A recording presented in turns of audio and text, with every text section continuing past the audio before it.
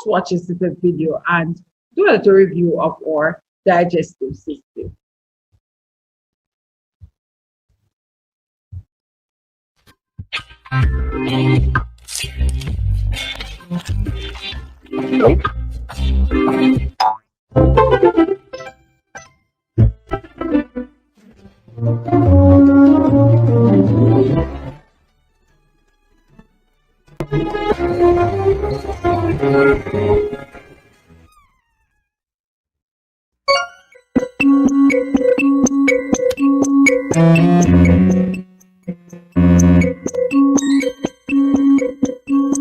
Our topic for today is digestive system in humans.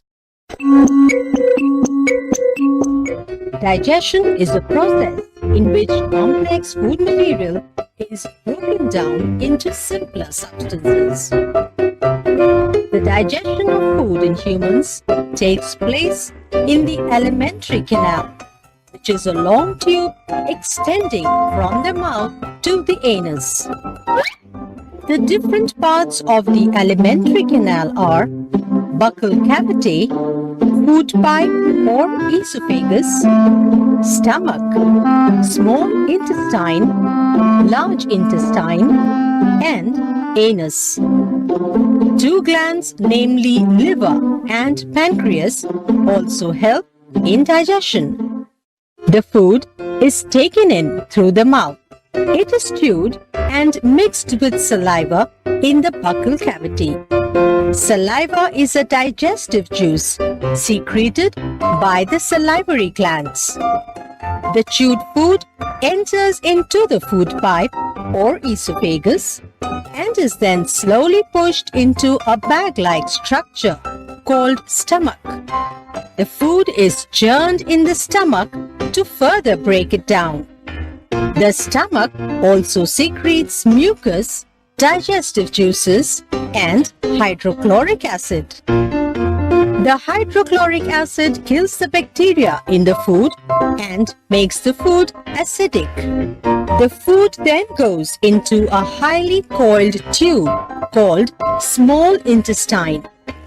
The small intestine receives secretions from the liver and pancreas.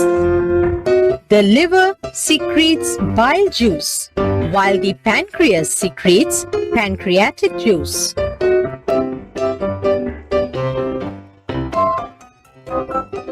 The walls of the small intestine also secrete juices which help in further digestion of food. The inner surface of the small intestine has finger-like projections called villi. The villi have extensive network of blood vessels. The digested food is then passed into the blood vessels. The undigested food is passed into the large intestine. It is wider than the small intestine. Excess of water and salts are absorbed here, and undigested waste is passed out of the body through the anus.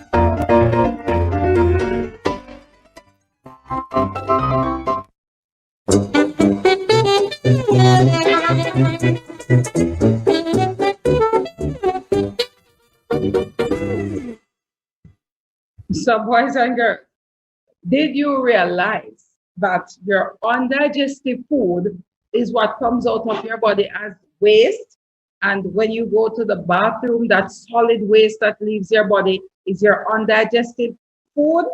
Now, let us work. Read each statement below. Shade a circle to show whether it is true or false. So number one, the digestive system starts at the stomach and ends at the anus. Is it true or false? Tick it or write it. Then number two, the small intestine is the coiled part of the digestive system. Number three, most parts of your digestive system are in your abdomen. Number four, the food tube passes food you swallow down to your liver. Number five, The stomach is like a large muscular bag. And number 6, both the liver and the stomach are in your chest. Are you ready to reveal those answers, boys and girls? Have you figured your answers out? Have you watched those videos and listened to everything that was said? Okay, let us reveal. Let us see what is coming up to us now. So did you get false for 1, true for 2, true for 3, false for 4, true for 5, and true for 6? If you did, we will say, wow, very big thumbs up. You are correct. But if not, don't get all sulky and get into that pity mode. Let us just jump up, revive, read over, look over. So next time we can get them all right. Now, here is a little sing along, boys and girls. Let us listen.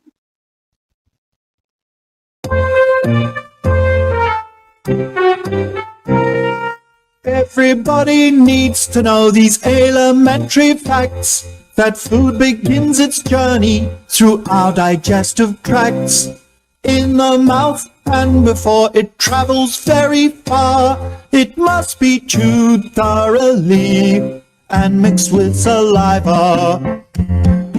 Do you know the general direction that food travels during the process of digestion?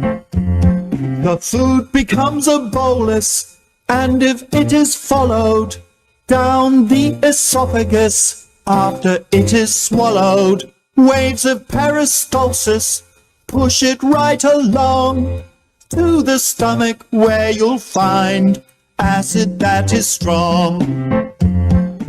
Do you know the general direction that food travels during the process of digestion? After being churned in the stomach for a time, it becomes a liquid that is known as chyme. This is further broken down by enzymes and absorbed through the walls of the small intestine, whose surface area is greatly increased by lots of finger-like projections called villi. Do you know the general direction that food travels during the process of digestion? If you travel further down the line, finally you come to the large intestine, where water and electrolytes are removed, turning what is left into solid poo. And what began its journey as a tasty meal goes out through the anus as waste material. Now you know the general direction that food travels during the process of digestion.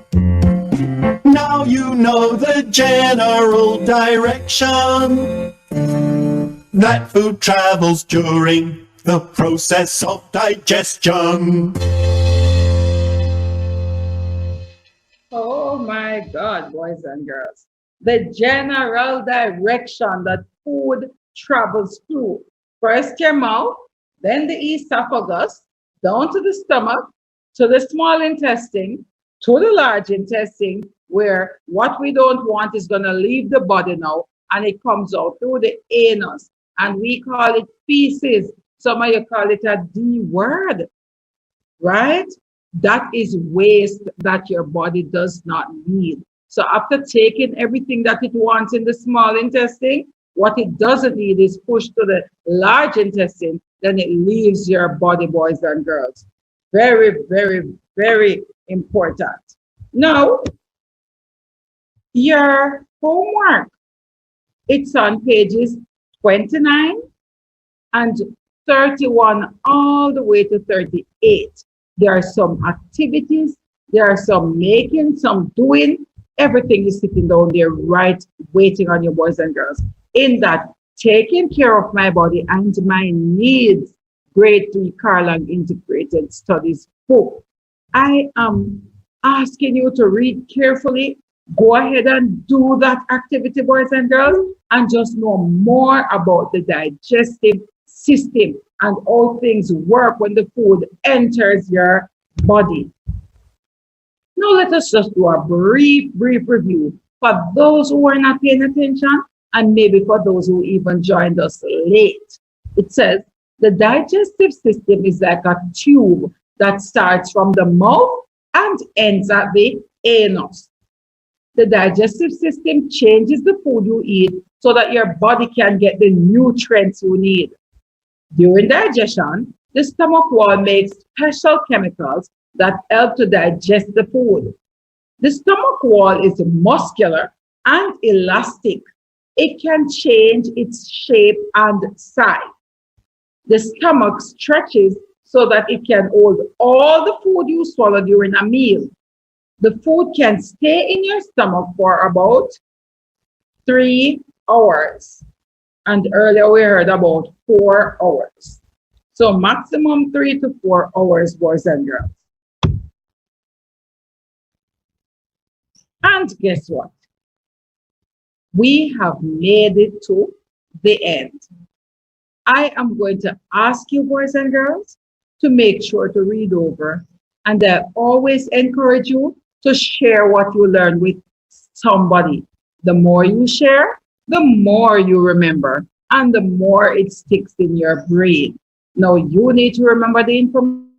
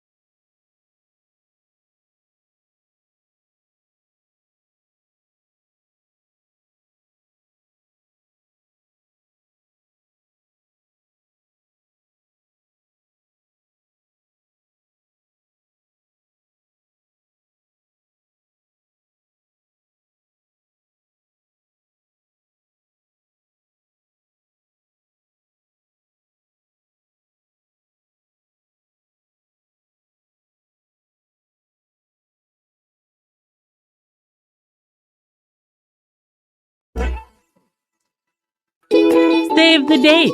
On May 16 at 8 p.m., join us for the PBCJ Kiwandi's Little B Spelling Competition. P-I-G, pig. A delightful showcase of young talent. Experience a night of unforgettable moments. The PBCJ Kiwandi's Little B Spelling Competition. A family event you won't want to miss. J-U-M-P, jump. Right here on PBCJ, The People.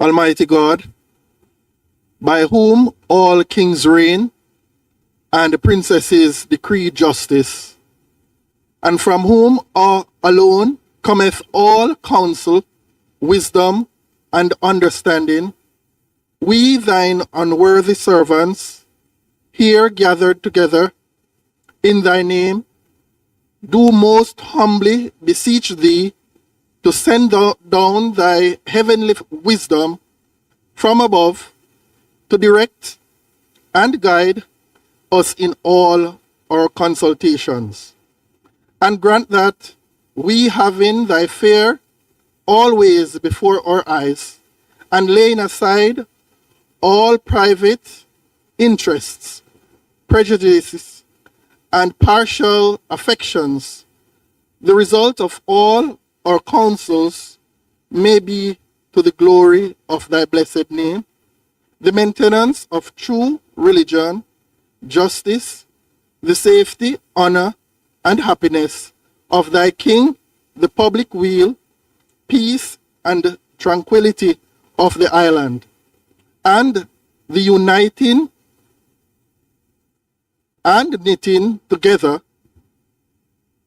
of the hearts of all persons and estates within the same, in true Christian love and charity, one towards another, through Jesus Christ our Lord. Amen.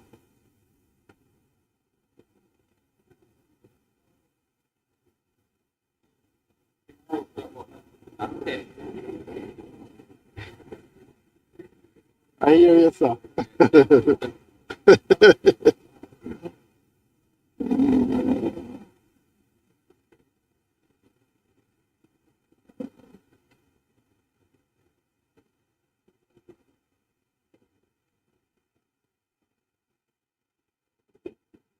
You may be seated.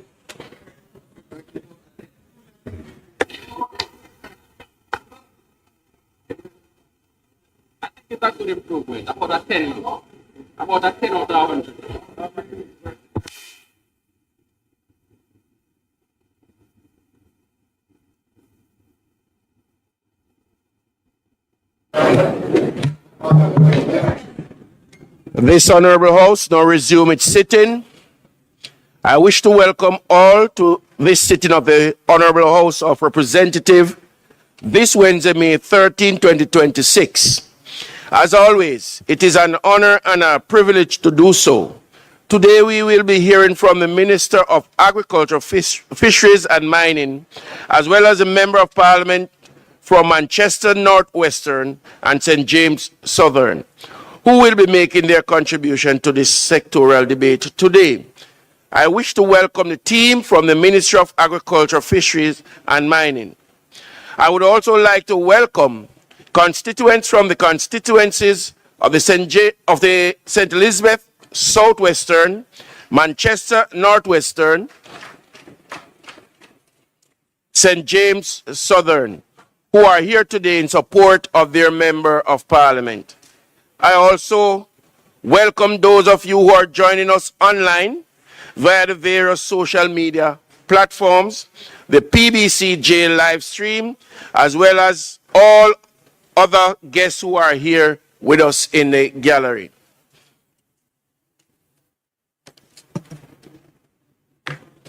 Call of the roll.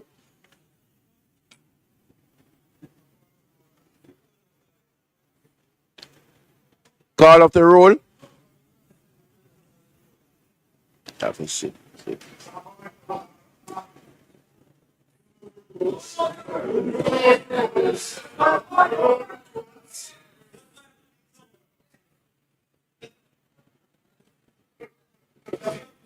Mrs. Holness, Mr. Green, Dr. Holness,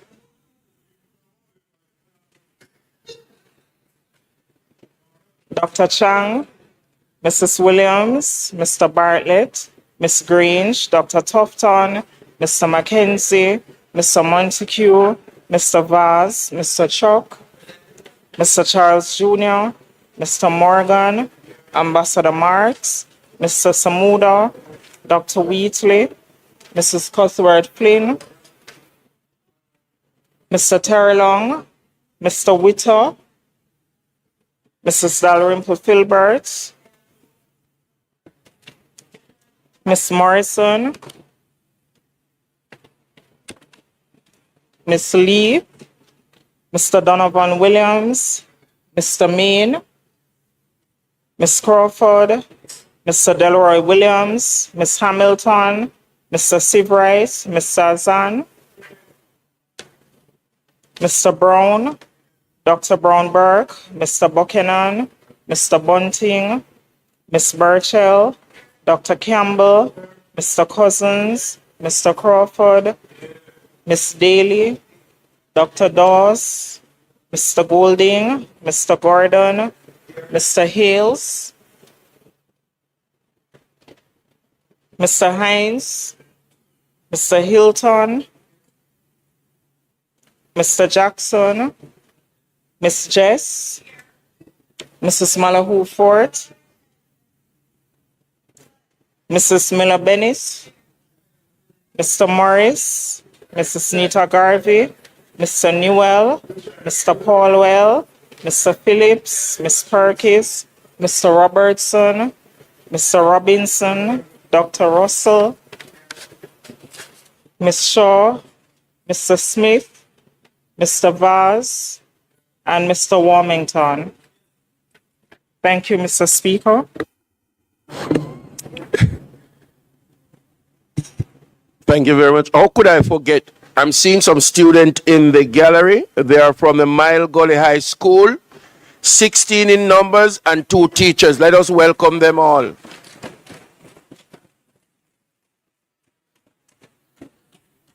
Statement by Minister. No, Mr. Speaker, I'm not a minister and make by minister. Just allow me to speak, madam. Mr. Speaker, I stood earlier. You don't ask me question. The speaker is in charge and speaking me a chance to speak.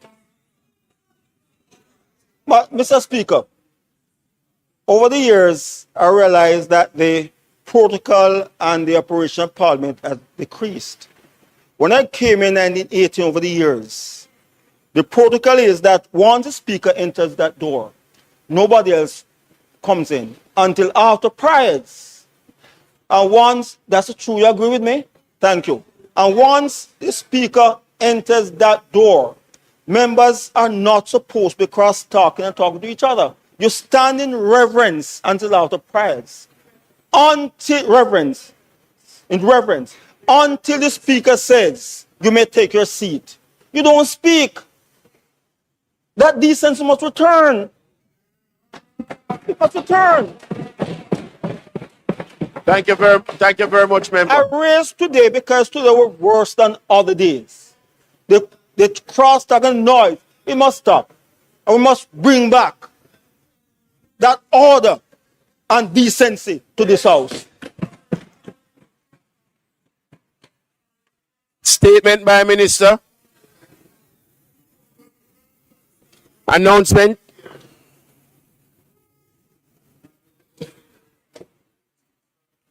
Laid on the table of the House is the following. Green paper numbered 01 of 2026 titled National Youth in Agricultural Policy. Thank you, Mr. Speaker. Bills brought from the Senate.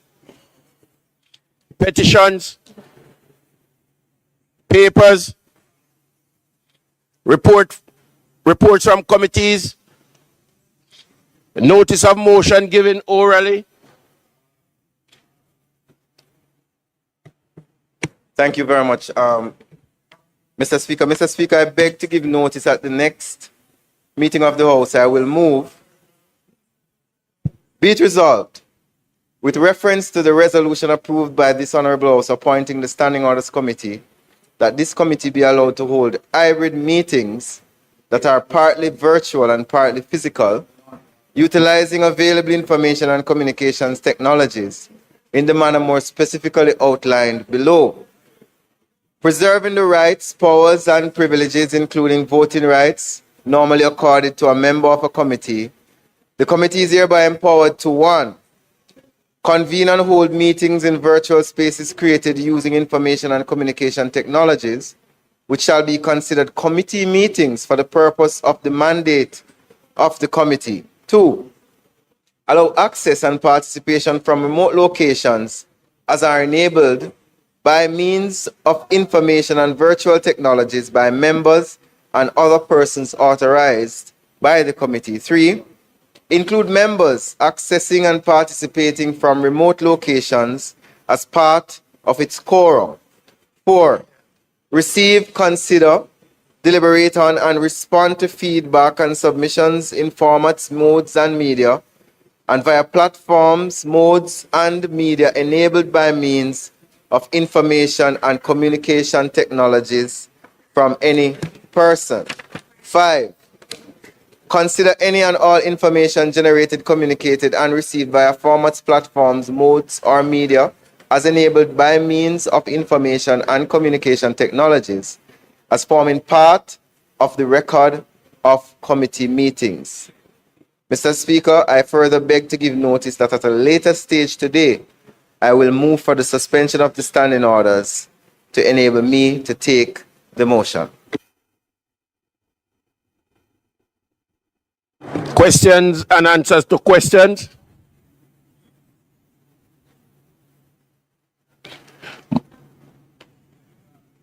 Motion that may be made at the commencement of public business requiring notices. Motion relating to the sitting of the House. Motion for leave to introduce bills. Presentation of bills without leave of the House first obtained. Public business.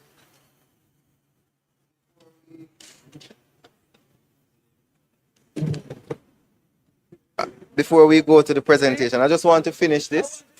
Mr. Speaker, I now move for the suspension of the standing orders to enable me to take the motion, notice of which I gave earlier. The question is that the standing orders be suspended to enable the minister to take the motion, notice of which I gave earlier. The question is that the standing order be suspended to enable the minister to take the motion, notice of which he gave earlier. Those in favor? Those against? The ayes have it. Speaker. Speaker, I do not know if you could give me permission for getting some clarification. We have a portable AC in here. It has taken away totally from listening and getting good understanding from what the members are saying. Yesterday, I had a very difficult time, and I believe it is getting even louder. Today, for whatever reason, it is much louder, and I do not know how you'll be able to correct this situation so that we'll be able to communicate a little bit. I understand you, Madam Member, but as it is The air condition or the repairing of the air condition is at procurement.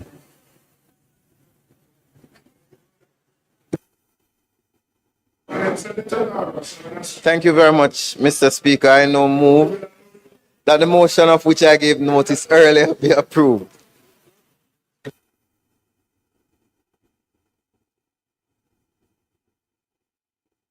The question is that the motion, notice of which the minister gave earlier, be approved. Those in favor? Those against? The ayes have it.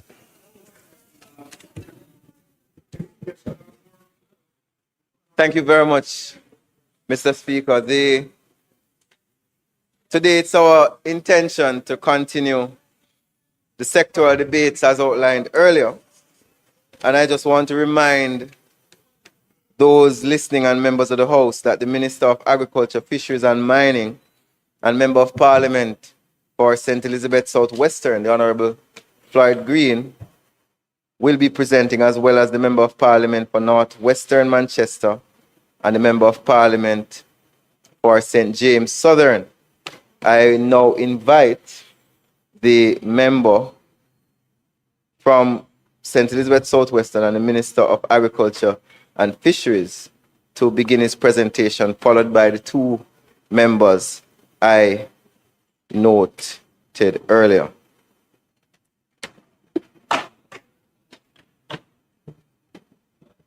Mr. Speaker,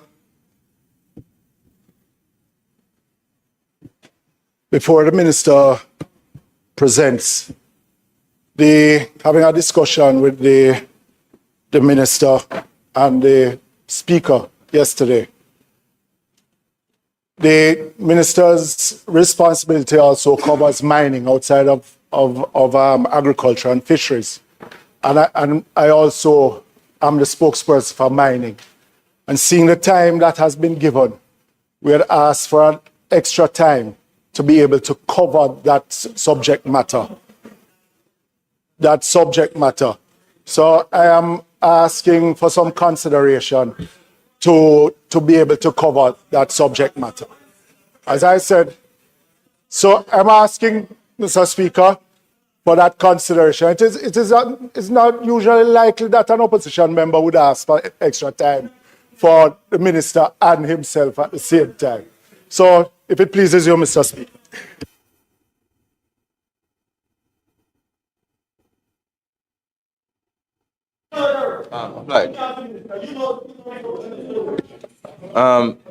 Mr. Speaker, we are aware that discussions did take place.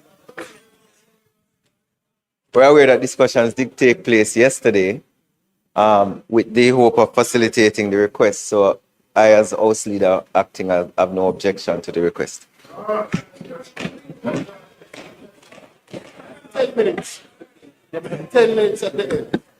The speaker will be given, or the presenter will be given 10 minutes only. You have 45, you have an extra 15, and surplus of 10. Gets 5.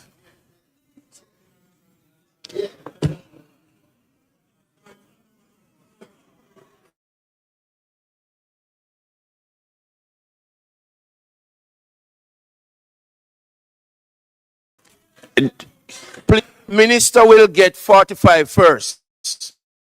He has a second 15, and you're now asking to give him 10. I am saying that he's getting that extra 10, you're getting 5, along with what you had before.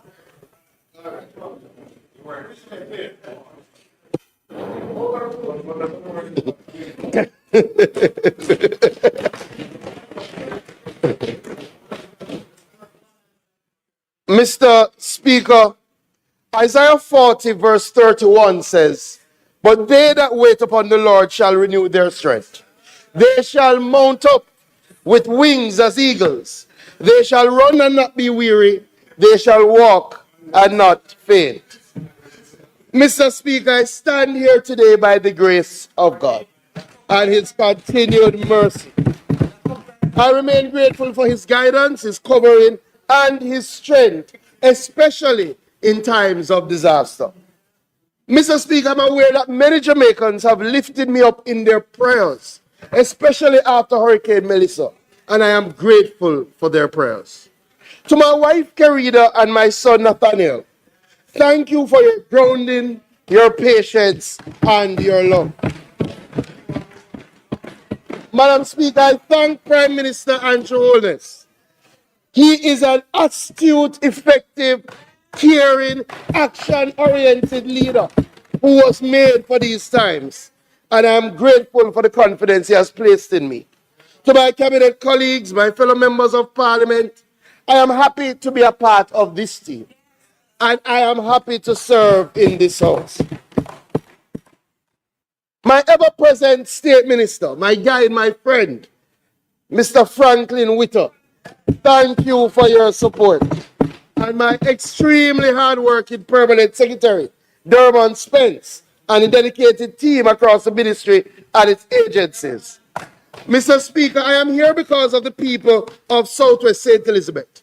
I have never left their side, and I will never leave their side. We have entered new ground with a third consecutive term, and there are many more to come. Mr. Speaker, the world is going through a very uncertain period right now. Every evening we turn on the news, we see conflict, war, disruptions, growing instability across major economies. And while these conflicts seem far away from Jamaica, they eventually affect all of us here at home. Going forward is more than sharing our recovery journey. It's about ensuring systems of resilience and adaptation are ingrained in the ecosystem of our sectors. Not just forward planning for climate change, not just forward planning for global insecurities, but ensure that we're implementing actions that will lead to true transformation. It's about the youth in Boghole. It's about the youth in Another Bay. It's about the youth in Newcomb Valley or Penance. We have to ensure that they can see a future in agriculture, in fisheries, and in mining. We are confident, Mr. Speaker, that if we develop our production systems to truly feed ourselves in times of rain, drought, or war, if we capitalize on the blue economy, if we develop new industries of mining, our people will be better off, our rural communities will be better off, and our country, Jamaica, will fulfill her true potential. Today I present Growing Forward, the blueprint for a better future.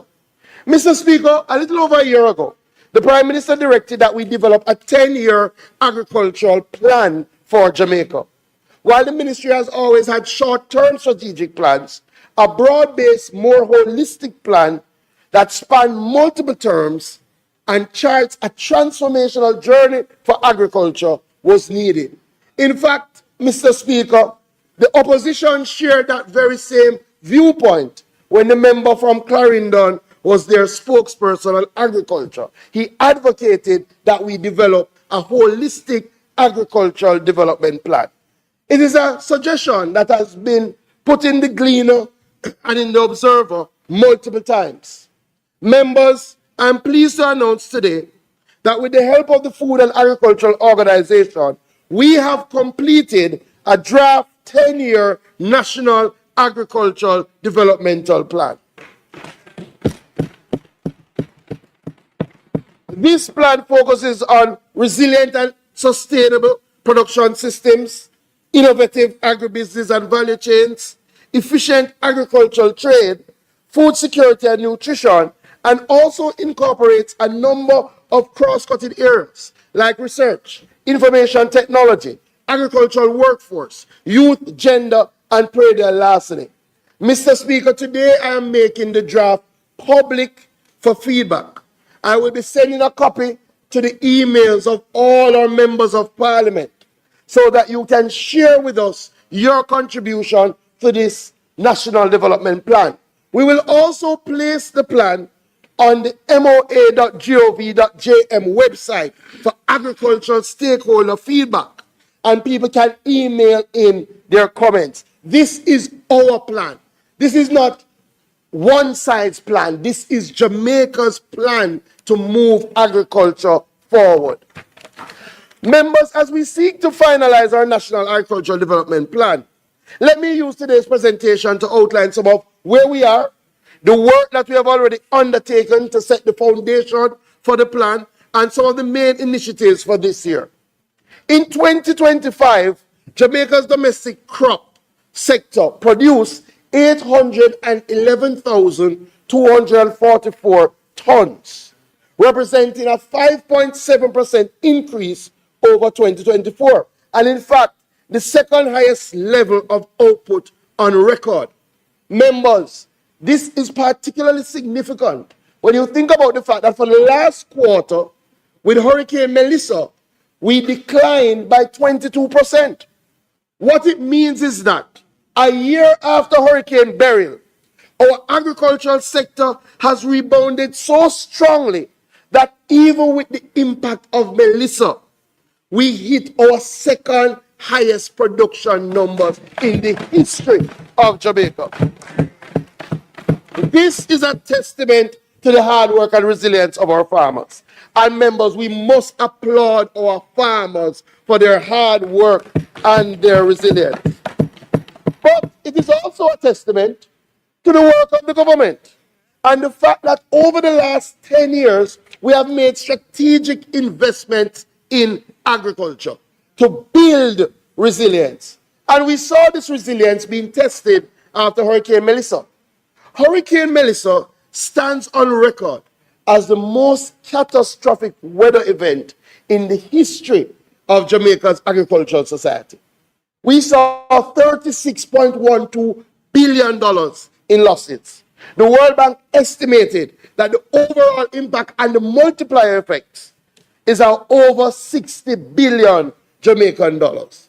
But, Mr. Speaker, this administration is not one to throw their hands on their head and say, woe is we.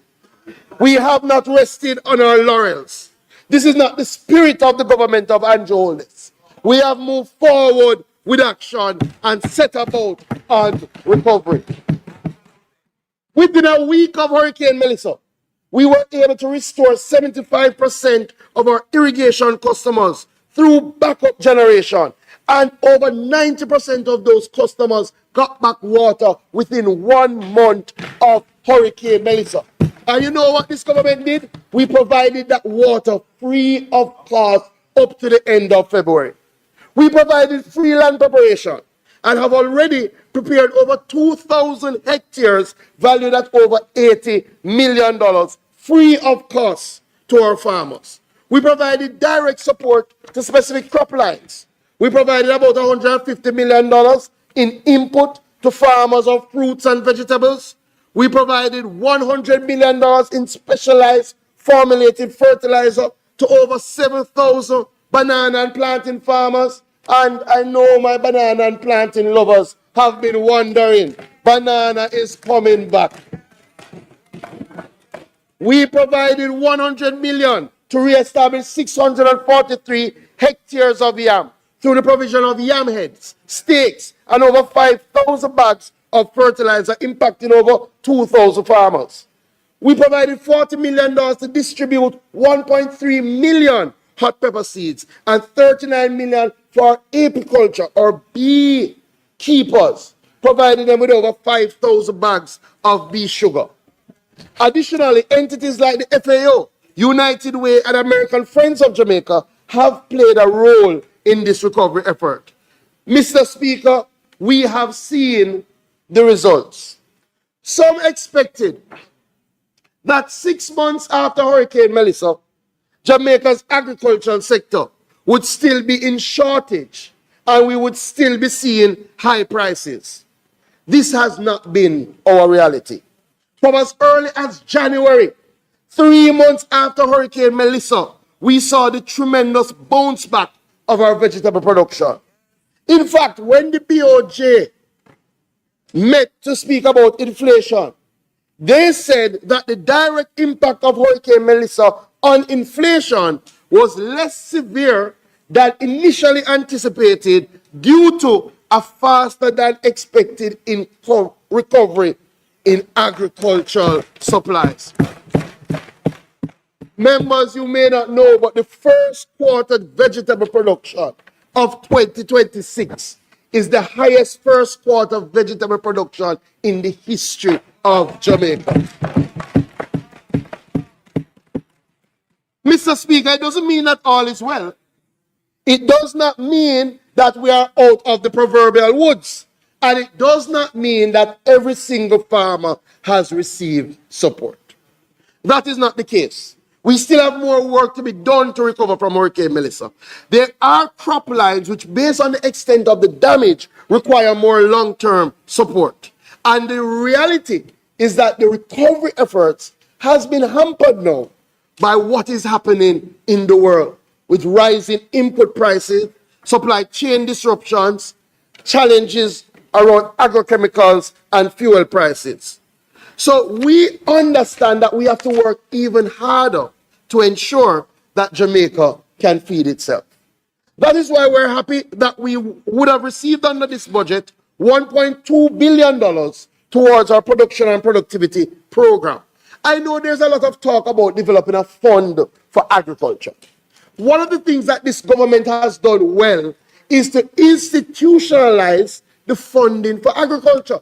In 2019, the programs around agriculture used to get $400 million.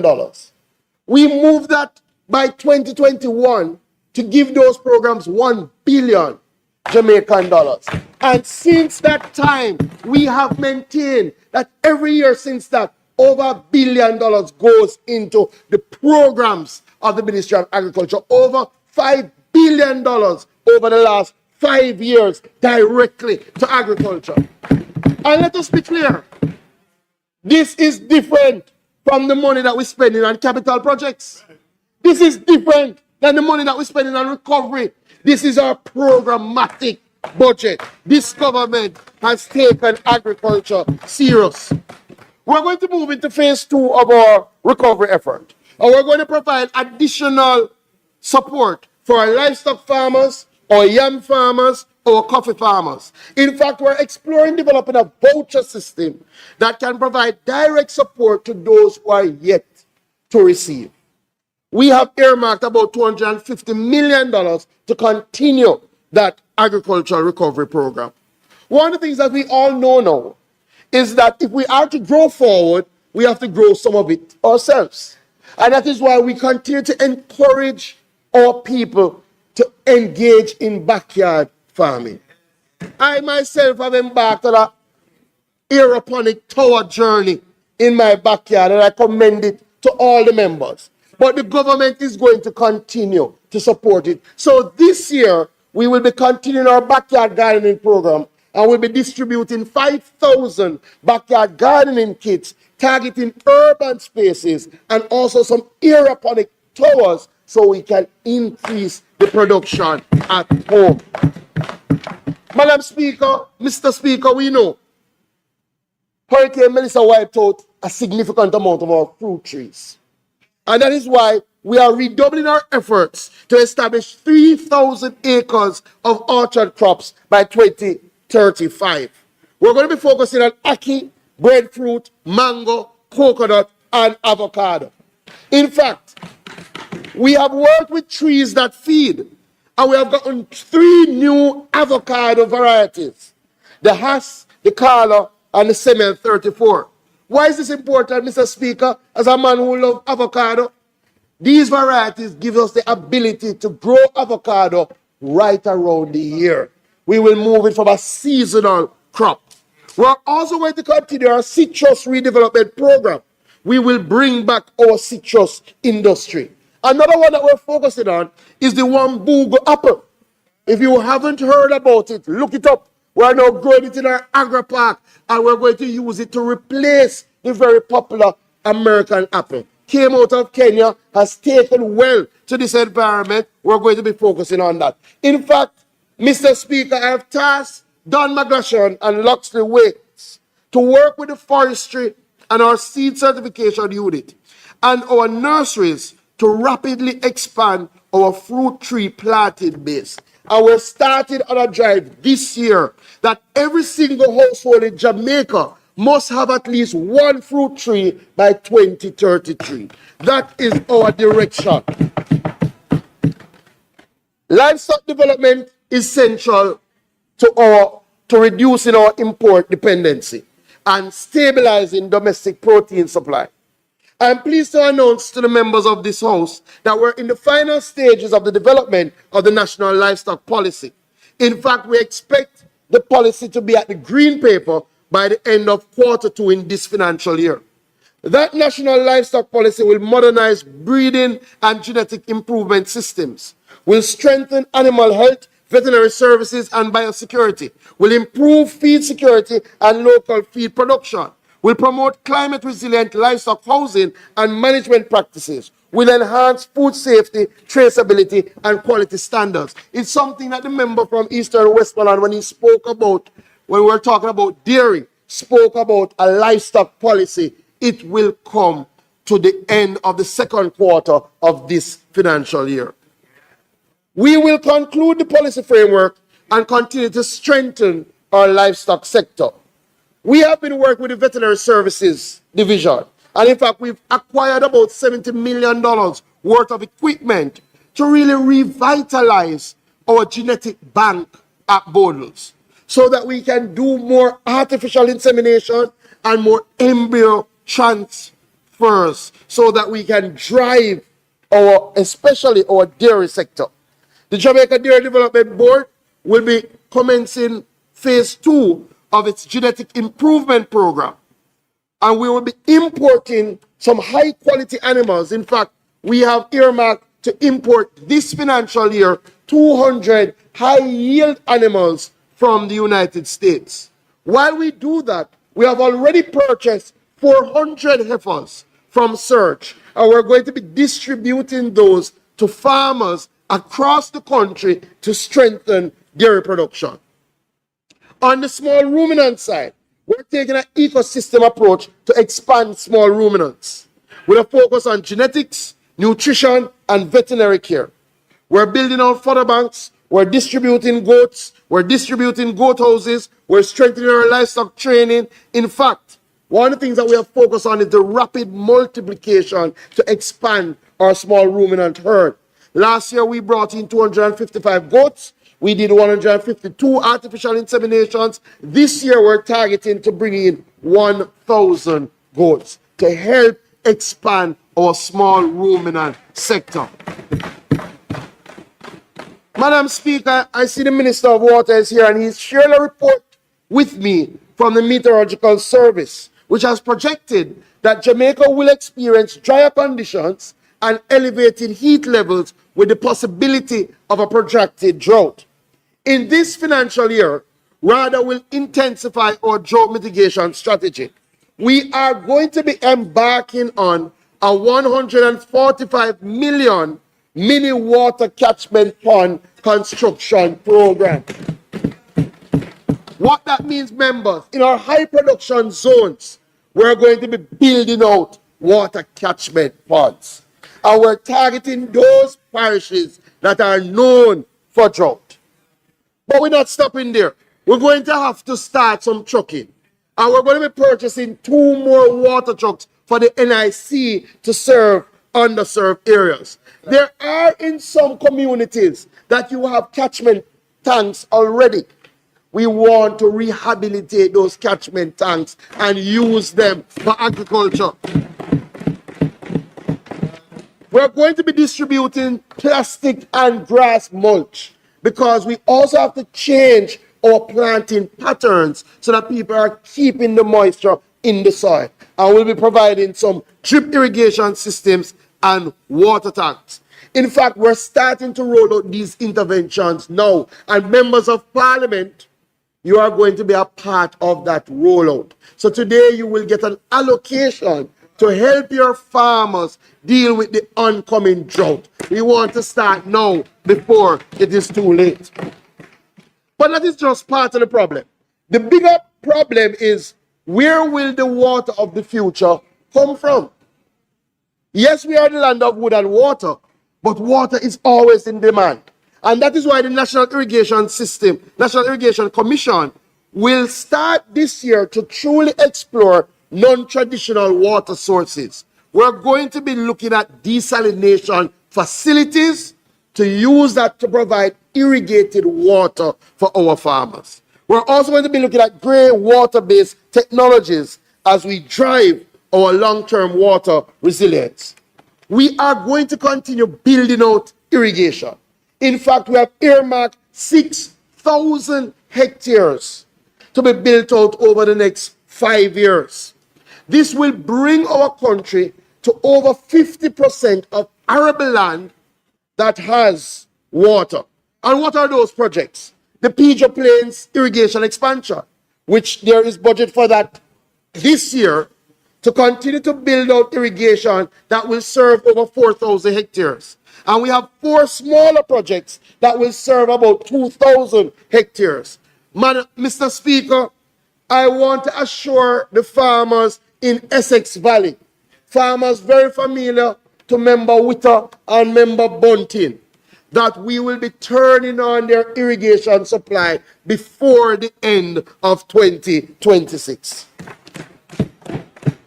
In Amity Hall and Bridgepen, the second quarter of 2027, we will turn on that irrigation system. We are building a better Jamaica through irrigation. Let me speak a little bit about our agri-parks. You know, we made a massive step last year in Clarendon, what is that? Southwestern, where we did the Parnassus Agri-Park. 700 acres of former sugarland that we transformed into an agri-park in Clarendon.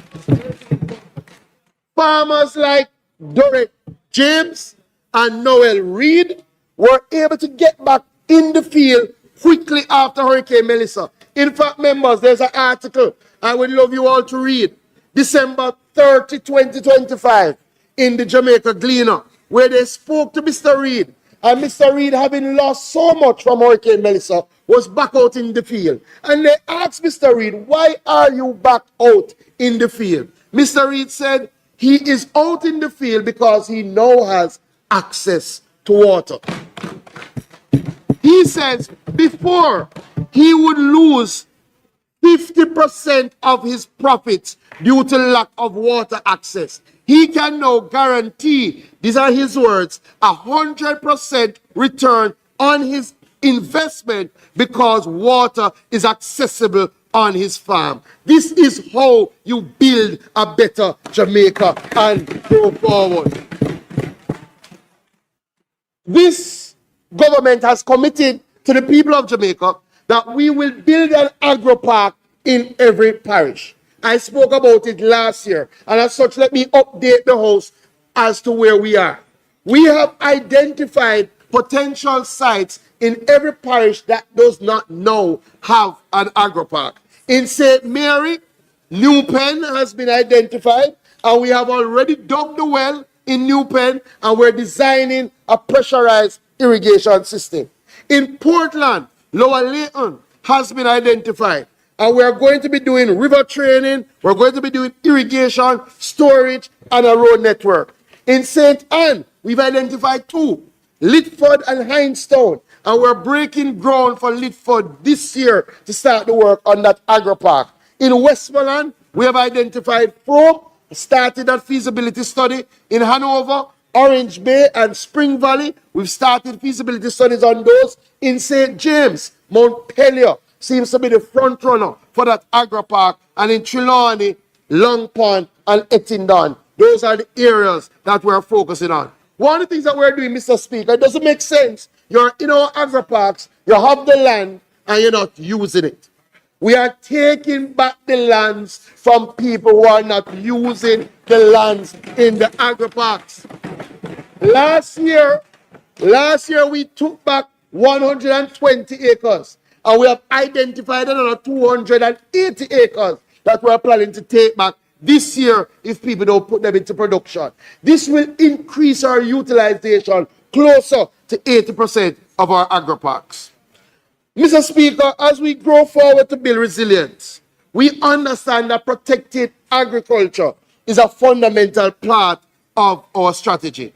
Today, I am pleased to inform the nation that this government is embarking on the largest outlay of protected agriculture structures in our history. The government is spending $800 million constructing 95 greenhouses across 4 parishes before the end of this year. Moko Clarendon, we're doing 40 greenhouses. Lancaster in South Manchester, we're doing 10 greenhouses. Water Valley in St. Anne, we're doing 20 greenhouses. Damhead in St. Catherine, we're doing 10 greenhouses. Damhead, I think, is the member Crawford.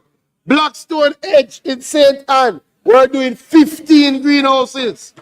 In Content Manchester, Damhead is you, 10 greenhouses.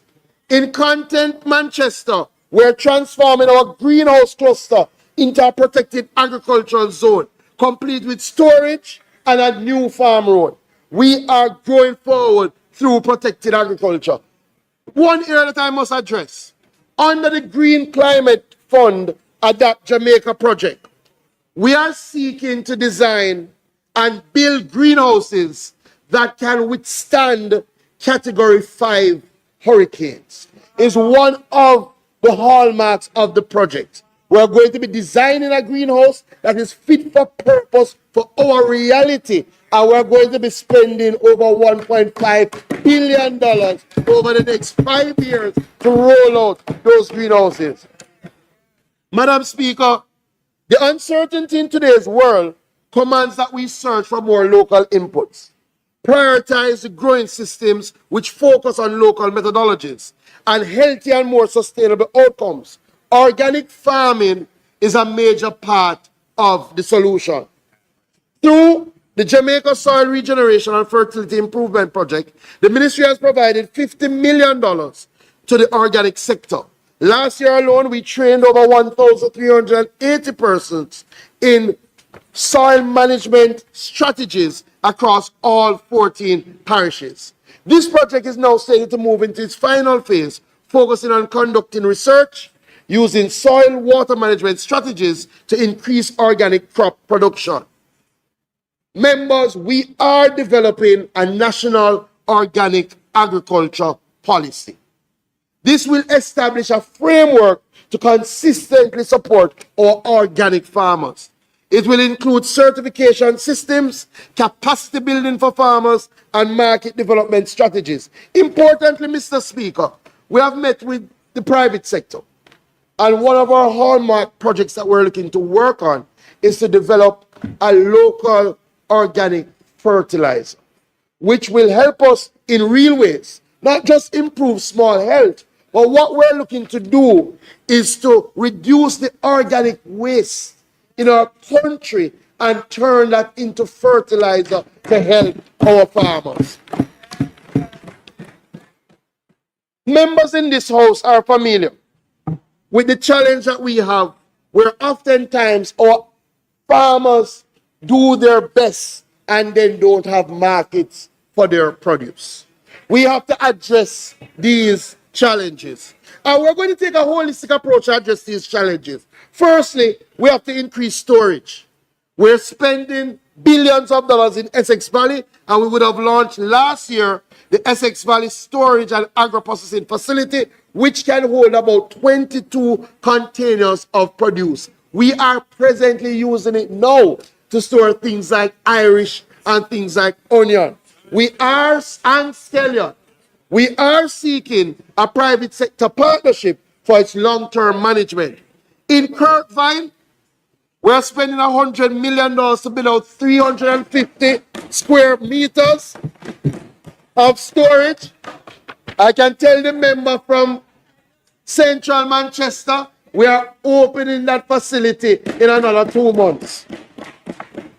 The member from Northeast Manchester will be happy to know that we're spending $300 million on Polyville, where we are rehabilitating 2,600 cubic meters of cold storage. The Flaggerman Cold Storage Facility was established last year and we're going to put it into operation the end of this month. I am pleased to announce that this financial year, we will be establishing 3 semi-industrial onion dryers across our main onion areas: St. Thomas, St. Catherine, St. Elizabeth. This will reduce onion loss, wastage, and support the extended supply of onion. Listen to what I said. Don't watch up there, sir. We have earmarked $80 billion for that activity. That is just one area. The other area is agro-processing. We have to do more value added.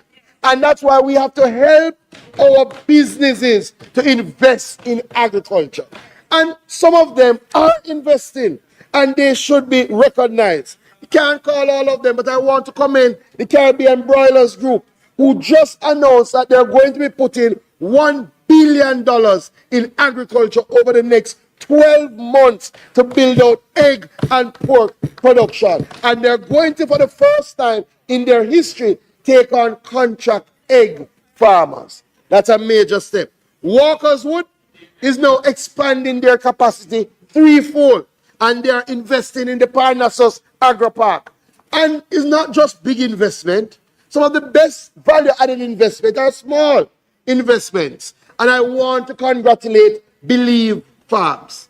If you haven't heard the story of Believe Farms, a young lady who went to university, decided she wanted to be an entrepreneur, is from Kingston, had no land, went to our agro park, started with 5 acres, now has 22 acres, and has gone into her own line of sweet potato chips and soonies. And she joins us in the house, and I'm very happy that she could be here with us today. The chips members are in your bags. Every bag of a chip. But in order for us to have more business type investment, we have to ensure that our agricultural sector is bankable.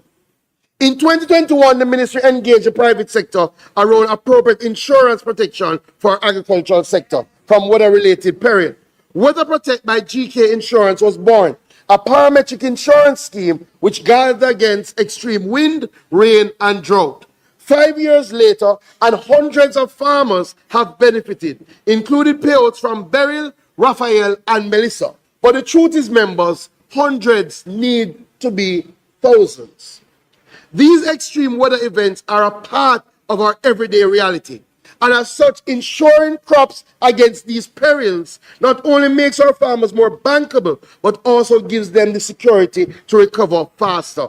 Today, members, I'm pleased to announce that as we grow forward, this government will be providing $50 million to provide insurance coverage for 5,000 farmers, prioritizing our agro parks, our youth, and our women. We are growing forward. Madam Speaker, as we speak about agro-processing, RADA has to play a more active role in agro-processing. And what we are doing, and you will like this, Mr. Speaker, we are revamping the RADA incubators, started with St. James, where we have to provide a space with more suitable equipment for small agro-processors, so they can engage in recipe formulation, small-scale production, and start to build scale. Then we're going to use the RADA Agrimat as the outlet for them to sell their products.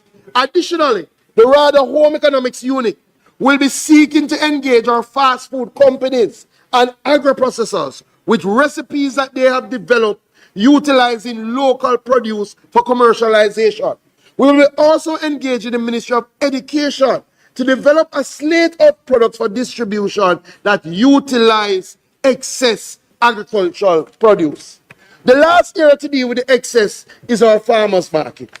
Our farmers market have worked, and we're going to now ramp up the numbers of farmers market that we have. We're going to increase the number that we have at the ministry. We're going to target areas like Negril, St. James, Portland, Portmore, to keep more farmers markets. Members, I could not speak without talking about what we're doing with technology. If you have not yet downloaded the RADA app on the Android or in the Play Store, please do so. In your iPhone store, please do so. The app now has a feature that the farmers can use the app to apply for benefits directly. And it gives us the ability to track if they have gotten or not. But we're going a little further. One, we have completed phase 1 of a digital platform which centralizes crop production data, giving us real-time visibility in what is being planted, where it is located, and how it is progressing through each stage of the crop cycle. This is a predictive AI-driven tool that will allow us to do better forecasting of supply. What it means, members, is that the farmer, prior to planting, will be able to see how much tomato is being planted in his community, in his parish, in his country, so that he makes better decisions. We have another thing that we're unveiling, a national agribusiness logistic map that will help us to provide real-time market data, especially in relation to pricing for all our consumers and our distributors. But the last one, members, that I think you will like, we are introducing today a new digital tool for members of this honorable house. This platform will provide you MPs with real-time visibility into the agricultural activity at your constituency, allowing you to see what is being produced, where it is happening, who is receiving benefit, allowing you to contact your parish manager, allowing you to submit your beneficiary listings. It will also include a module for farm roads. So you will see the agricultural access roads in your communities, the location, the length, the number of farmers they serve, so that you can make better decisions in relation to which farm roads are to be prioritized. MPs are critical partners as we grow agriculture forward. Mr. Speaker, Jamaica Food Import Bill continues to place significant pressure on foreign exchange and the cost of living. While Jamaica has been able to achieve self-sufficiency in poultry, pork, eggs, and most of our vegetable lines, our consumption of grain and wheat, and the increase in animal feed, plus fish and mutton, still make Jamaica very susceptible to global inflation and supply chain shocks. As a part of our 10-year development plan, we will be expanding our import substitution drive. But we're not starting from scratch. Through programs led by the ministry, we have already made important progress in reducing import reliance in several areas. The Onion Development Program has significantly expanded local onion production. Our Irish Potato Program continues to support greater local supply. Investments in poultry, pork, and protected agriculture have helped strengthen domestic production in our vegetable lines. We will ventilate this more, especially when we have finalized the plan. But it suffices to say that we will be taking policy and programmatic steps to increase the local production of components of our animal feed. One of the challenges we have is as we drive our poultry industry, as we drive our small ruminant industry, we're seeing increased imports for animal feed. We have to substitute some of that with what we can produce locally. The other thing that I will speak about later is our increase in aquaculture. We have to bring down the amount of fish that we import. Now, a lot of it is saltfish, but we also import a lot of other types of fish, like snapper, bangameri. We have to drive that down. I'll speak about it. The other thing that we're going after is to reduce our mutton importation, whether through policy or as we expand the herd size. We believe we can ramp up our small ruminant herd to treat with our mutton needs. Mr. Speaker, the ministry understands that for farmers, reliable road infrastructure is not a luxury. It is a necessity.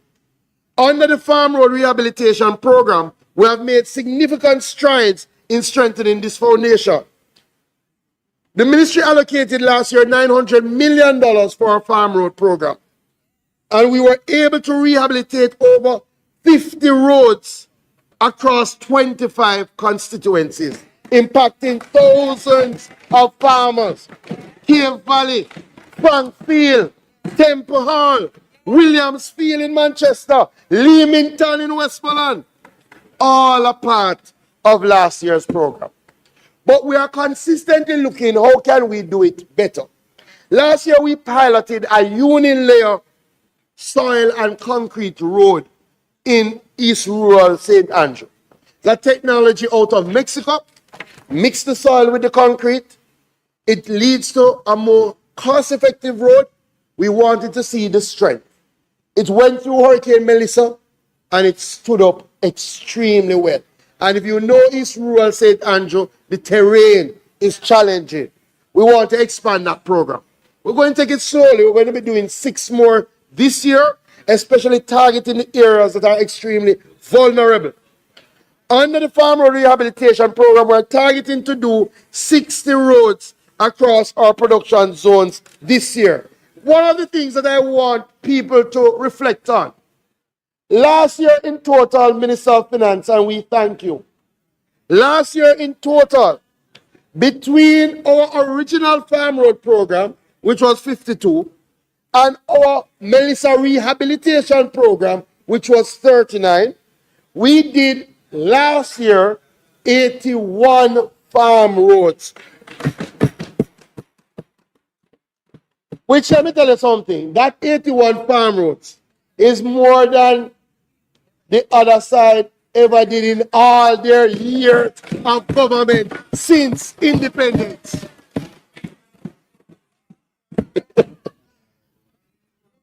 We have to fact check it. Fact check that one for me. Let me talk quickly about research. Because we are embarking on the most extensive infrastructure pipeline for our research centers in the history of Jamaica. This year we have over 40 individual projects to strengthen our research infrastructure.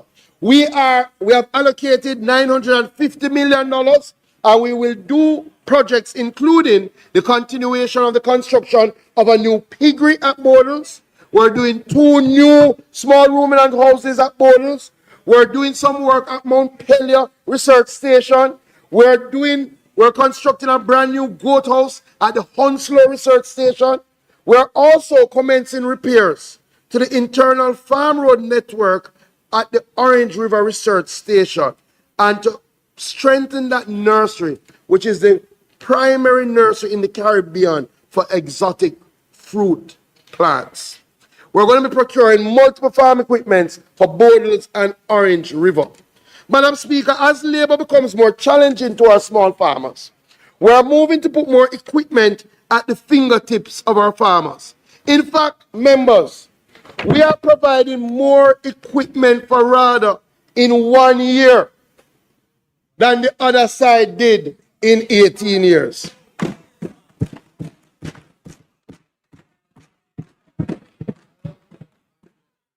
This year,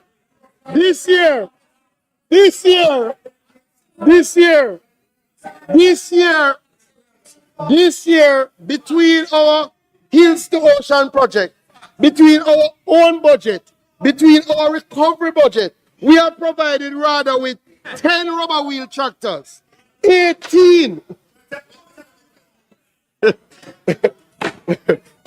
walk behind let me start over. This year,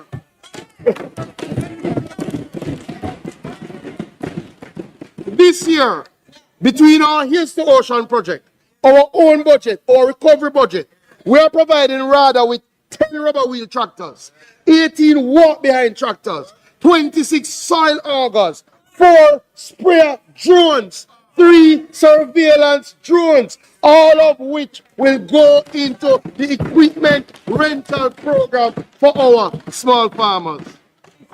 I wouldn't speak. Minister, I would just continue. Your 15 minutes starts now. I wouldn't present without speaking about our youth. Mr. Speaker, in my last sectoral presentation, I announced the development of our national youth in agriculture policy. I'm happy to announce today that I am tabling the policy as a green paper. We have concluded national public consultations with a wide variety of stakeholders, which will inform the final white paper, which will be presented within Q2 of this financial year.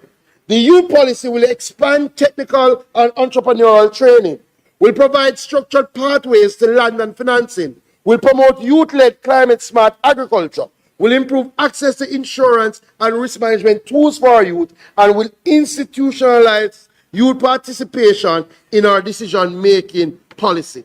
Madam Speaker, our youth represent the new frontier in persons engaged in agriculture. And it would be remiss of us not to recognize that more young people are coming into the agricultural space. Madam Speaker, in fact, in the last 2 years, we have seen a significant increase in youth farmer registrations. In fact, 1 in every 5 registrations is a youth farmer, which means, Mr. Speaker, we have added nearly 4,000 new youth to our agricultural database. I'll go a little further. We had put forward a policy to say that young people must have at least 25% of agricultural land in the agri-parks, and that has held true. But for the last financial year, where we provided 200 acres of land to our youth, that represents 34% of all the lands we had available last year. Our youth are doing extremely well. And we have to continue that. This year we will be rolling out scholarships for the top boy and top girl in each parish in agricultural science. If you are the top in the parish for agricultural science, we will give you a scholarship to go to Case to continue in agriculture.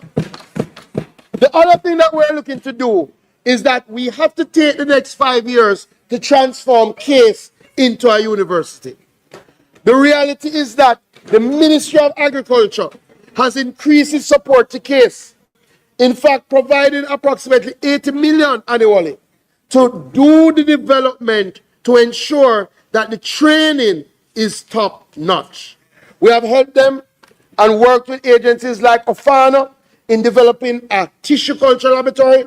We have developed a state-of-the-art broiler house, a modern piggery, goat barn, and now we're going to be working with Case to develop a hatchery to help us deal with any shortage in layer pullets. Case will be that institution that will drive the resurgence.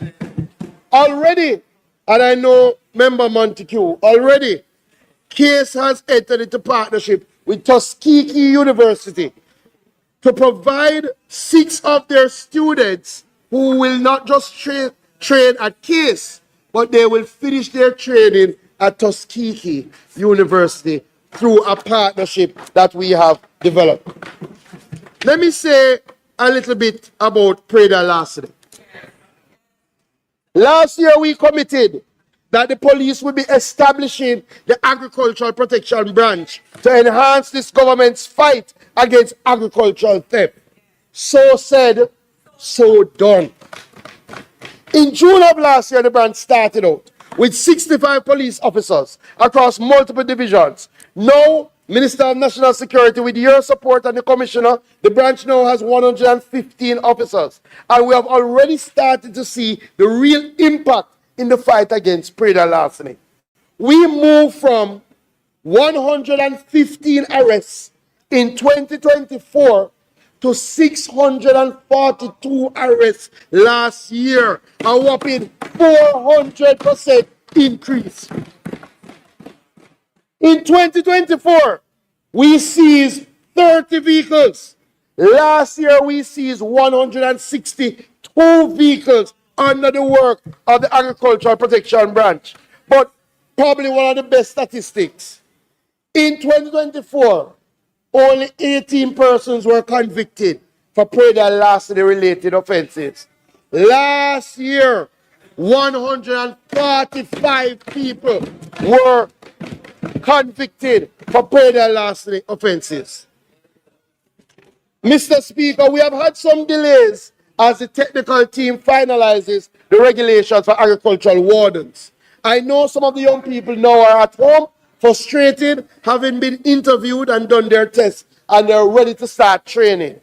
I apologize for the delay and urge the technical teams at the Ministry of National Security and the MOA and the JCF to resolve this matter within the next 3 weeks so we can start training by June to have our agricultural wardens by December. Madam Speaker, fisheries remains critical to Jamaica's food security and agricultural development. Our fisher folk are among the most resilient, operating at the front line of climate vulnerability while continuing to supply our nation with seafood. First, we must commend our fishers. A number of them took heed to our warnings and brought in their boats for Hurricane Melissa, and we never saw a lot of loss of life. Nevertheless, they suffered tremendous damage, over $5 billion in damage. Despite this, our fishers have shown tremendous resilience. We have to move now from recovery to rebuilding. Madam Speaker, Mr. Speaker, to ensure the future of our fisheries sector, we have to prioritize aquaculture.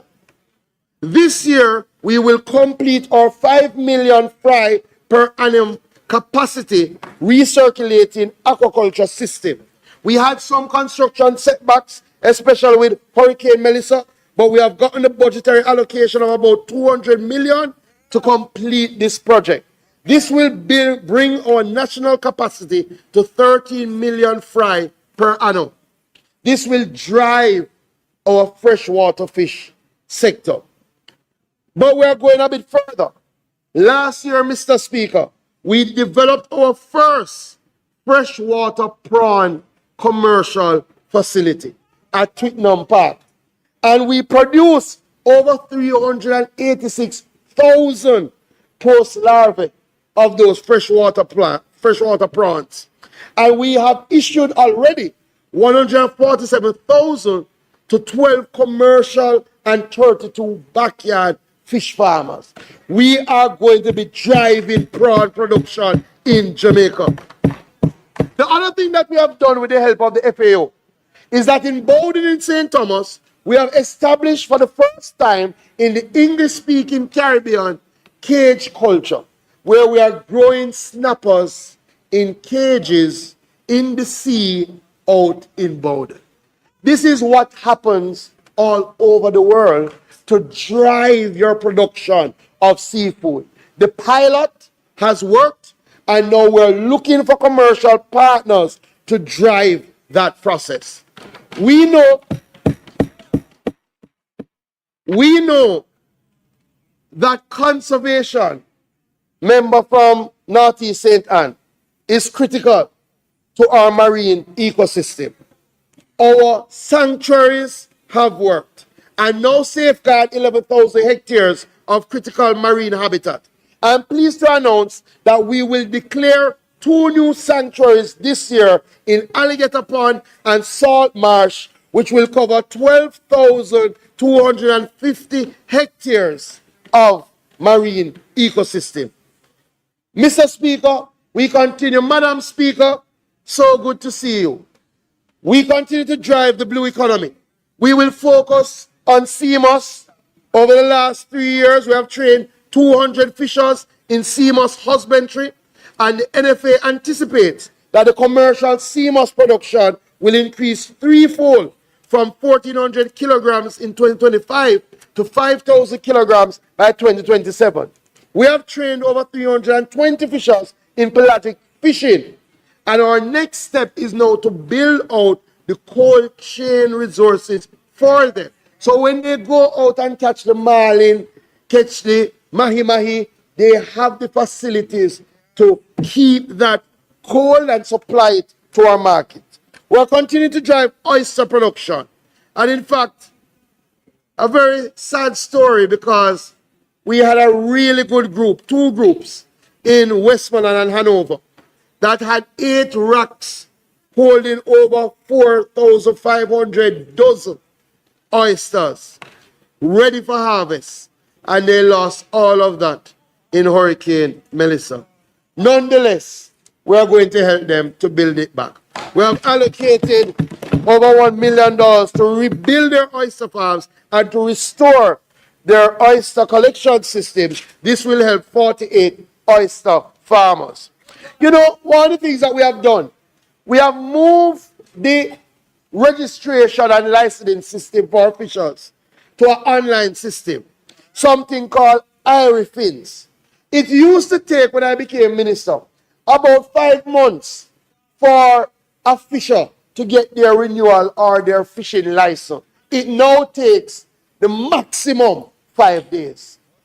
That is how this government has moved. But we've seen some good returns. When I became minister, the renewals were only 20%.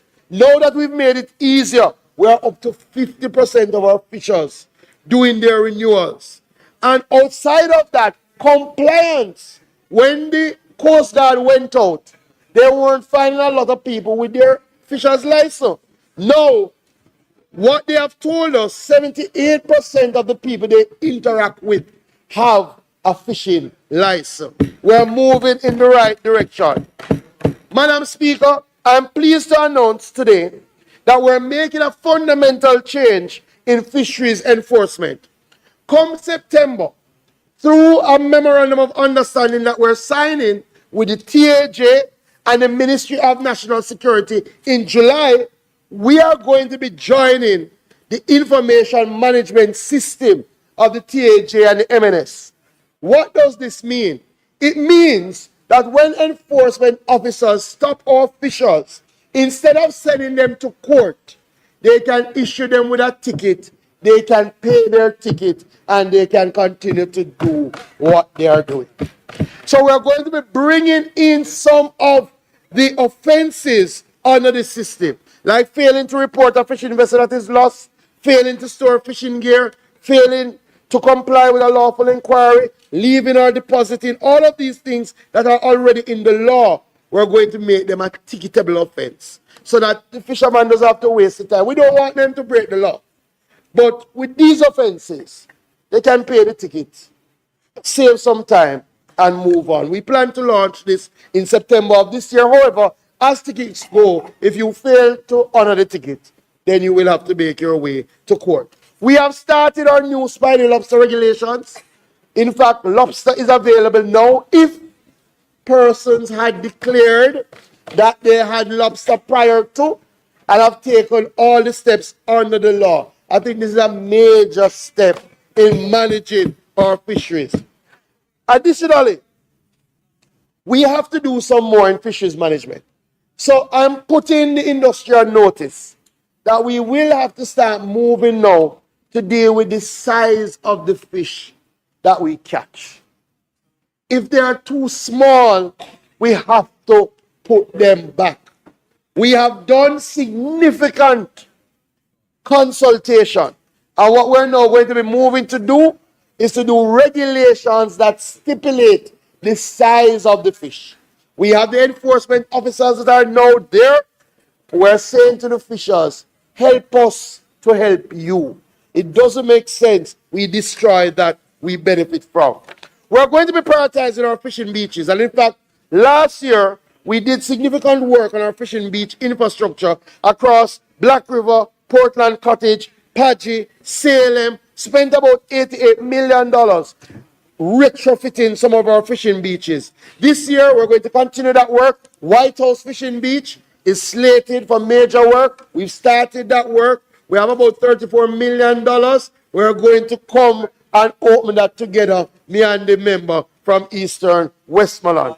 Additionally, we have acquired 2 additional properties, one in the Braham Wharf in Westmoreland, the other in Green Island in Hanover, to set up 2 new fisheries offices. We're going to continue our boat program. We're going to be doing 20 boats and 20 engines each year. We're also going to be establishing 2 additional fuel depots, one in Trelawney and one in Portland, so that our fishers do not have to go too far to get their fuel. I will now turn to mining. Madam Speaker, the mining sector remains the cornerstone of the Jamaican economy. 10 minutes. The mining sector remains the cornerstone of the Jamaican economy, driving 85% of traditional exports, making it a significant contributor to national development, accounting for about 2% of GDP. Especially at this time of recovery and reconstruction, it is critical that our mining sector continues to grow forward. In 2025, export earnings from our bauxite and alumina subsector was US $612 million. And we are seeing increased investor confidence where the investment in our mining sector for bauxite moved from US $251 million to US $326 million last year. In fact, Hurricane Melissa did, Madam Speaker, have a significant impact on the productive capacity of our bauxite and alumina subsector. Operational disruptions, infrastructure challenges, but our companies continue to invest. Windalco has completed their haulage road in St. Anne, which opened up access to increased qualities of high quality ore. They invested about 29 million US. Atlantic Alumina has entered into a strategic partnership worth $450 million in relation to Gramercy in Louisiana. And this signals a significant shift in the industry for us here at Discovery Bauxite. They are investing US $45 million this year to construct new haulage road, upgrade their maintenance upgrades, and purchase heavy-duty equipment. Last year, I appointed a review committee chaired by the Honorable Wesley Hughes to look at our management arrangements with Discovery Bauxite. We will be forwarding those recommendations to Cabinet, and then we will advise the House of our next steps. Century Aluminum has invested approximately US $80 million in capital upgrades at Jamalco Refinery, including the installation of a new turbine generator to improve energy self-sufficiency, which should be open the end of May. Madam Speaker, a delegation from my ministry, along with I, will travel to China in June for direct discussions with GISCO. We are seeking a definitive response regarding the reopening of Alpat and the future direction of its operations. This is a matter of significant importance to the mining sector, and more importantly to the people and communities of St. Elizabeth and to the country as a whole. We have to take a definitive decision about the future of GISCO this year. They had indicated to us that they would start the phase reopening towards the end of last year. We have already set a date to meet with them in person so that they can tell us their plans. If they don't have any immediate plans, the government will have to act. Madam Speaker, a lot has been made about rare earth elements in the past, but unfortunately it hasn't amounted to much. More than a decade ago, Japan's Nippon Light Metal, working with the Jamaica Bauxite Institute, found that our bauxite residue, or red mud, contains rare earth element concentrations that test at roughly 25 times those found in the upper continental crust. Yet the project never proceeded further due to a combination of factors, including world pricing and the fact that what was designed was a pilot, not a commercial plant. There is renewed drive to capitalize on our red mud, Jamaican red mud. Members, it is worth indicating that our Mining Act does maintain that where someone has a license for one mineral but finds another, he is under a duty to report it and to pay royalty. I am of the view that that legal position persists, whether the red mud is here in Jamaica or is in Louisiana. I have asked the Attorney General to opine on the subject, and I have instructed the legal team to make the requisite changes to the Mining Act to make that position beyond doubt. The JBI is now in advanced discussions with the local license holder towards expanding the pilot plant into a full commercial plant. A 2-year process and investment will begin for that this year. A robust sampling program has been executed and we look forward to a formal signing. I've also instructed the team to finalize the fiscal regime around the production of rare earth elements. Madam Speaker, 70% of our industrial mineral subsector is absorbed locally. It is the foundation of our construction industry, accounting for over 80%, 85% of the cement used. In 2025, production of quarry materials increased significantly to approximately 5.9 million tons from 3.7 million tons in 2024, reflecting a strong demand for infrastructure and construction activities. With the rebuilding, this is going to increase. We are going to continue to ensure that the revenues from non-bauxite mineral operations are collected efficiently and expeditiously, while we continue to encourage investors to move from just small production and to go into value added. Jamaica has high purity limestone that is using things like antacids, using things like toothpaste. We are seeking investors to establish a factory right here at home. We have long wondered if Jamaica has gold. We have long wondered if Jamaica has copper. We have seen some significant partnerships over the last year, including Freeport McMoran, one of the biggest copper companies in the world, partnering with C3 Metals, and they are spending US $75 million to explore for copper. Barrick Mining, who has partnered with Geophysics to expend US $20 million to explore for gold. Madam Speaker, having met with these companies, they have already indicated promising results. C3 Metals have reported encouraging signs of possible large copper deposits and is moving to further exploration. If these partnerships uncover commercial scale deposits, this country will reap great returns.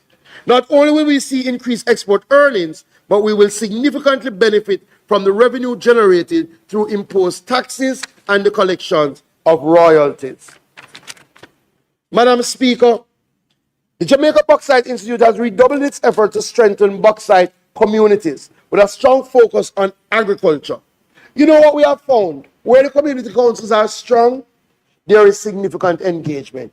Where the community councils are weak, there is poor engagement. We did 7 audits of bauxite community councils last year, and we're going to be restructuring the community councils. One of the things that's non-negotiable, the MP must have a representative on the community council.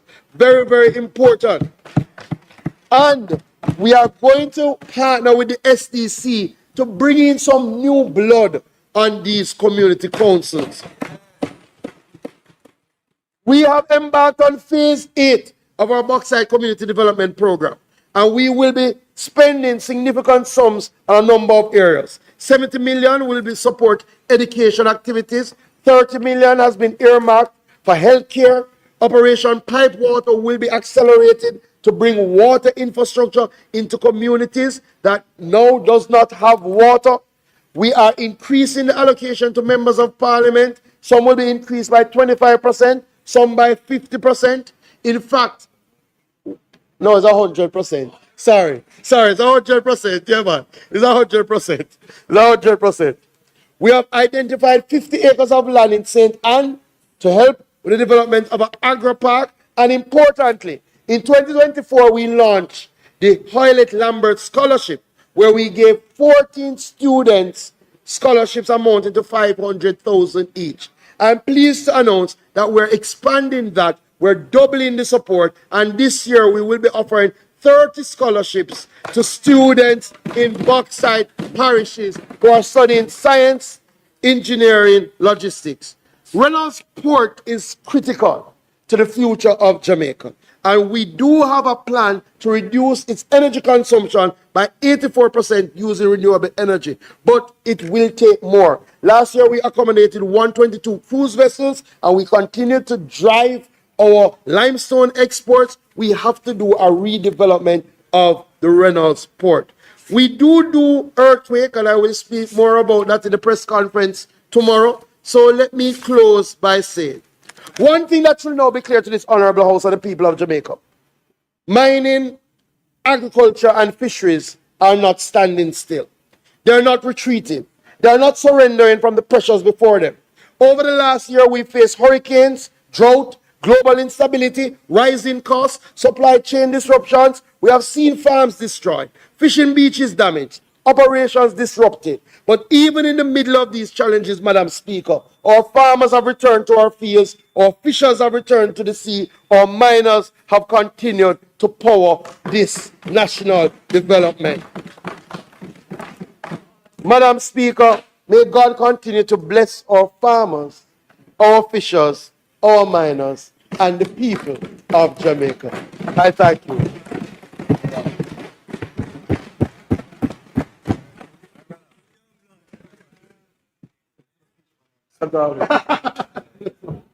Bless up, bless up.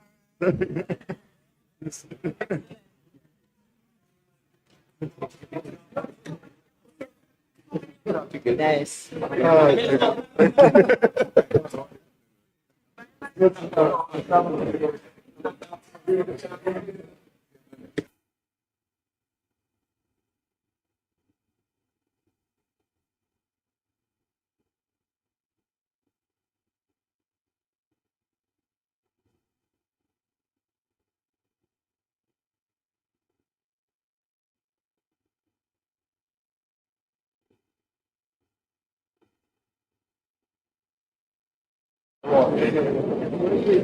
Madam Speaker, I want to extend our congratulations on the Minister of Agriculture for what was a very full and detailed speech of achievements and accomplishments for the people of Jamaica and the agricultural sector. We'll now move to the Member of Parliament for Manchester North Western, who I have been advised is aware of the time that he has been allocated. Thank you, Madam Speaker.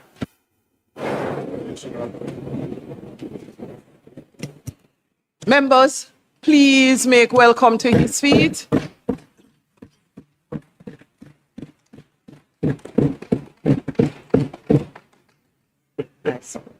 Make welcome to his feet. Thank you, Madam Speaker. Madam Speaker, I rise today to make my contribution to the sectoral debate. Let me restart your time. Permission to speak from a seat other Madam than your own. Speaker, permission to speak from a seat other than my own. Permission granted. Thank you, Madam Speaker. I rise again to make my contribution to the sectoral debate with a deep sense of gratitude to the voters of Northwest Manchester, who last September returned me for a fourth consecutive term as Member of Parliament. Gratitude is a must. As we embark on this new term of office, I pledge to continue serving to the best of my ability.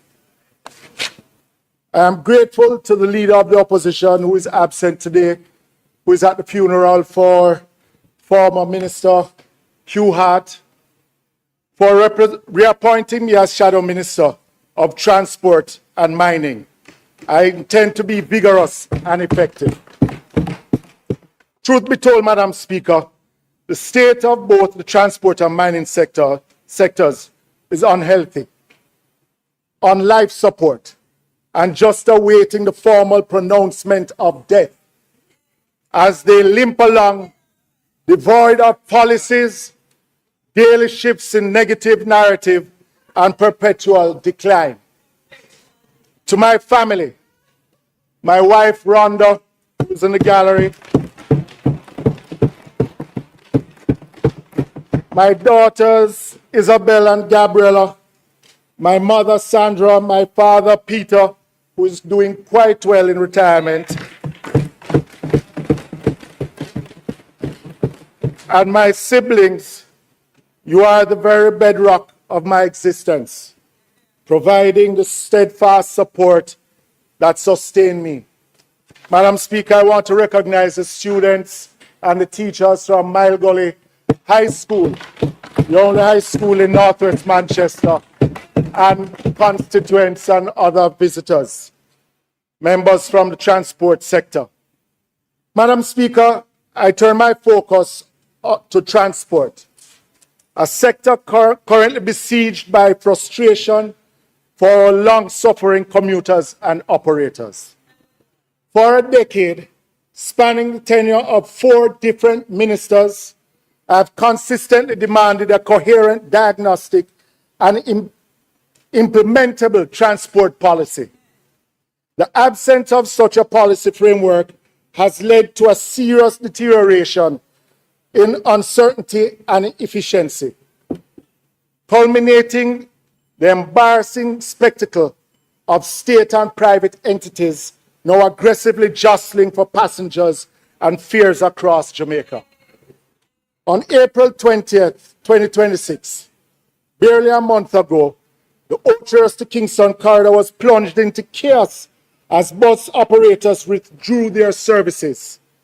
They were protesting against the state-owned JUTC, whose recent incursions into their licensed routes have been described as a direct assault on their livelihoods. These operators contended that the JUTC is leveraging artificially low fares to create an unfair competitive environment, whittling away routes' revenue expectations. Madam Speaker, this act highlights the desperate need for a coherent policy. And it also begs the question, is it now the administration's intent to cherry-pick profitable routes for state takeover? Does the JUTC still hold an exclusive franchise for the KMTR under the Public Passenger Transport Act, where it is obligated to provide an adequate, safe, and modern service, or has it abandoned its original purpose? Furthermore, it is the same transport authority, by law, dictates fare structure. How can the government justify undercutting those very rates approved by the cabinet, effectively cannibalizing the route yield of the very same investors it has licensed? Madam Speaker, what can really go so, and how unjust can this government be? These are policy issues that the minister must address through the formulation of a comprehensive transport sector policy. So the very investor, financial institution, operator, worker, and importantly, the regulator can have clarity about the roles of all stakeholders in the industry. Without this, Madam Speaker, whatever is the minister's claim, the decline will persist and there will be no prospect of real improvement of transport service for our people. The minister must also be transparent about what he considers improvement under his stewardship. Is it the unchecked explosion of road license? The rampant chaos of taxis performing stage carriage functions? Or is it a race to the bottom where suppressed costs have sacrificed all meaningful service standards? I will leave it to Jamaica to determine whether this minister and the administration he serves have improved the transport sector or just making sweet-sounding announcements without real action or real improvements. Madam Speaker, let us all turn our attention to the JUTC. For a decade now, the JUTC has been languishing in the hospital's accident and emergency department, left on a bench without a bed. They have called on a carpenter to examine the patient, when what is truly required is oxygen and a skilled physician to diagnose the ailment and prescribe the cure. Maybe we could have retained some Cubans for that. Madam Speaker, the JUTC is